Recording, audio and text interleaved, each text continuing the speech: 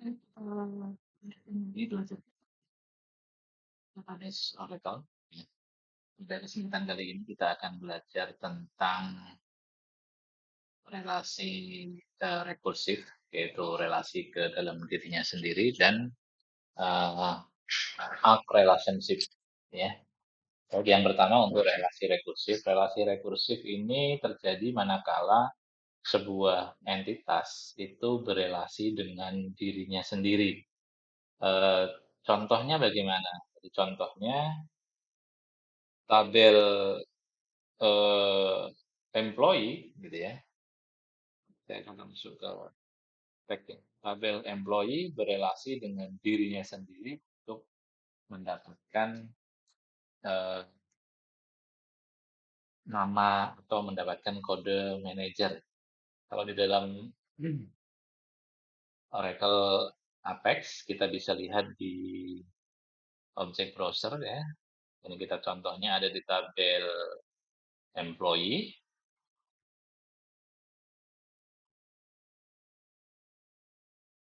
Perhatikan di tabel employee, di sana ada field yang namanya employee ID dan manager ID.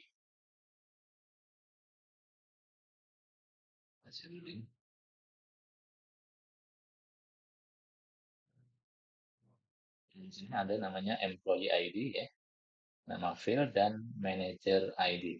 Perhatikan. Nah, ini adalah contoh kasus real di mana dia tabel ini berelasi dengan dirinya sendiri ya. Employee berelasi dengan dirinya sendiri untuk memvalidasi manager ID ya. Jadi manager ID ini isinya tidak boleh diisi data yang di luar employee ID. Manager ID ini semua angka yang tersimpan di sini pasti ada di employee ID. Kenapa? Karena manager ID itu juga bagian dari employee ID. Maka ketika ada manager ID di kolom sini, di kolom manager ID, kalau isinya tidak merupakan employee ID, maka sistem akan memberikan peringatan bahwa itu melanggar constraint, gitu ya. Nah, praktek desainnya bagaimana? Sekarang kita coba di sini, kita buat sebuah entitas baru namanya employee, gitu ya. Kemudian atributnya kita tambahkan sekalian employee ID, ya. Kita buat numerik aja, nggak apa-apa. Atau karakter juga boleh. Misalnya tadi size-nya 3 ya. Karakter, primary, apply, ini tambah sedikit. Hostname, variabel karakter misalnya 20, karakter, tambahkan sedikit lagi last name. Logical, kita ambil varchar 20 karakter.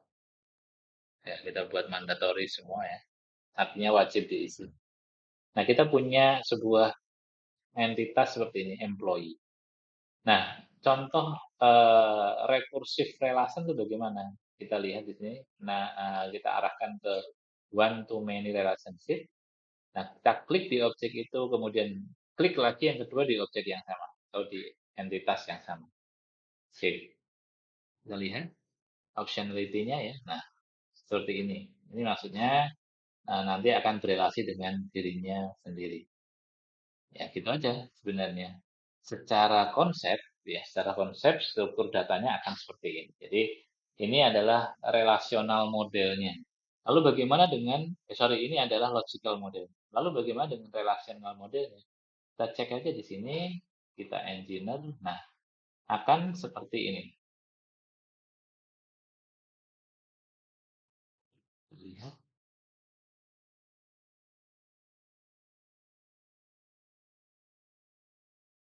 Ini. Nah, relasinya akan seperti ini, yaitu dia berelasi ke dalam dirinya sendiri. Ada foreign key, employee, employee ID. Ini yang di F ini. Ini artinya apa? Ada kunci di mana employee ID ini harus berelasi dengan employee ID. Ya. Nah, kemudian bentuknya Kalau constraint begini bagaimana nih? Codingnya bagaimana? Codingnya sebenarnya sih nggak perlu mikir ya. Kita tinggal ekstrak aja seperti kemarin itu. Oke, bisa ditarik. Ya, misalnya gitu. Ini cuma sekedar tampilan aja. Kalau nanti Anda mau buat eh, apa namanya visualisasi untuk pemahaman nanti datanya ya bisa seperti ini. Nah, ini bentuknya seperti ini. Lalu data definition language-nya seperti apa? Kita generate dulu ya. Nah, ini sudah create tabelnya ya. Kemudian ini tambahan field otomatisnya employee ID.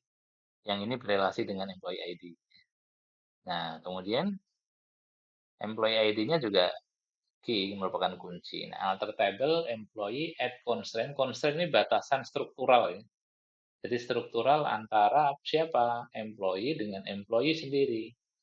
Ya, add constraint employee foreign key.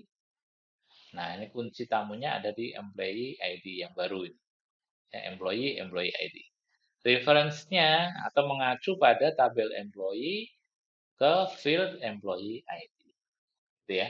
Jadi ini aturannya harus angka yang diisikan harus sesuai dengan daftar karyawan yang terdaftar. Nah, ini untuk recursive relation atau relasi ke dirinya sendiri. Mungkin ada contoh lagi yang lain di dalam kasus kasus nyata itu ya. Banyak yang modelnya seperti ini ya. Rekursi ke dalam dirinya sendiri. Oke. Nah, sekarang berikutnya kita akan belajar tentang arc relationship. Ya, arc relationship itu seperti apa sih? Nah, misalnya ini saya hapus relasinya ya. Ini saya hapus semua aja. Nah, employee itu seringkali ya di dalam proses bisnis, employee itu ada yang employee sebagai karyawan tetap dan ada yang karyawan tidak tetap. Kalau tetap misalnya begini berarti dia berhubungan dengan apa? Departemen, ya. Ya, kalau dia kontrak, namanya misalnya kontrak atau apa ya namanya ya? Selain kontrak, misalnya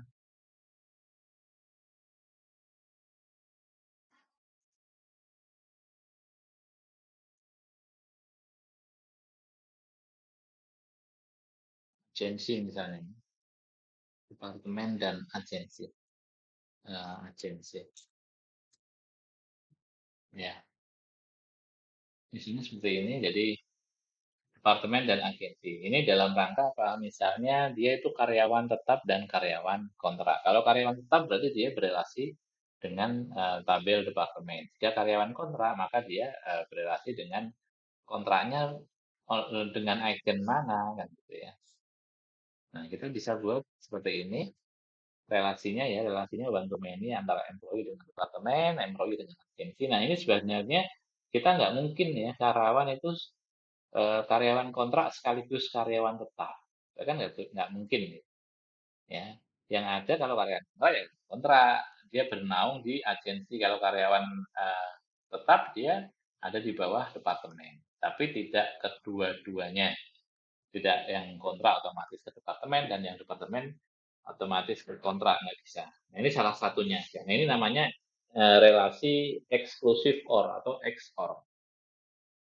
Nah, cara memodelkan bagaimana? Kita klik aja di entitas yang sini, kemudian kita klik tombol Ctrl plus Anda pilih gitu ya. Cek-cek terus gini muncul yang new art, tinggal klik aja new art. Nah, udah. Nah, ini berarti sudah membuat relasi antara tabel employee dengan departemen dan employee dengan agensi dengan sifatnya itu eksklusif or ya. Sifat dari relasi ini. Itu maksudnya bagaimana sih? Kita lihat di relation modelnya.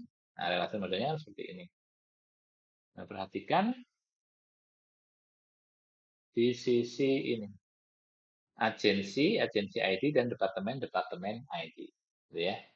Nah, ini statusnya eksklusif or. Taunya dari mana? Ya, satu simbolnya begini. Yang kedua, kalau kita lihat di definition data definition language, kita generate dulu. Nah, ini perhatikan di sini. Tabel employee, add constraint, ini nama constraint-nya, terus aturannya ini. Nah, itu memang menandakan bahwa di dalam sebuah tabel itu ada dua kolom yang saling XOR. Ya. Bisa salah satu tetapi tidak kedua-duanya. Itu eksklusif OR. Misalnya ini tentang karyawan. Karyawan itu tetap pasti dia nggak punya lembaga agensi untuk kontraknya karena dia karyawan tetap dan seterusnya. Oke ya, jadi begini aturan yang diterapkan di dalam uh, constraint untuk act relationship. Ya, di kasus nyata banyak ya, samping seperti ini, misalnya member ya, member. Di sini misalnya kita buat membernya uh, misalnya gini ya, member. Entah itu member sebuah toko, entah itu member sebuah uh, apa perpustakaan atau apa. Nah, member ini dalam konteks ini dia berelasi dengan oke, geser dulu.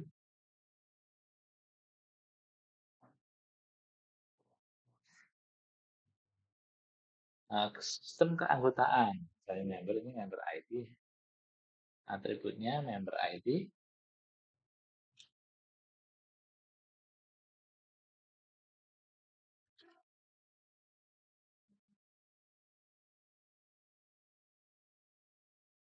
Nah, ini member ID. Kemudian saya juga akan membuat relasi model arc. Jadi saya tambahkan di sini misalnya company. Jadi membernya itu dalam bentuk perusahaan dan yang satu dalam bentuk mahasiswa.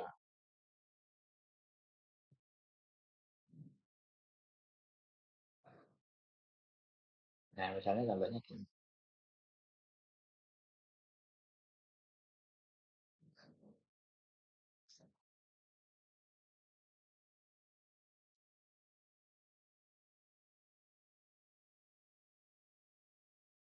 Nah, ini kita bisa relasikan juga dengan begini. Jadi member itu bisa jadi dia adalah bagian dari sebuah company atau bagian mahasiswa, tetapi tidak kedua-duanya. Itu kita bisa gunakan relasi yang model ini ya. Kemudian di antara keduanya tinggal kita klik, pilih tombol kontrol, klik, kemudian klik, ya, kita buat A. Nah, seperti ini. Nah, ini udah jadi ya.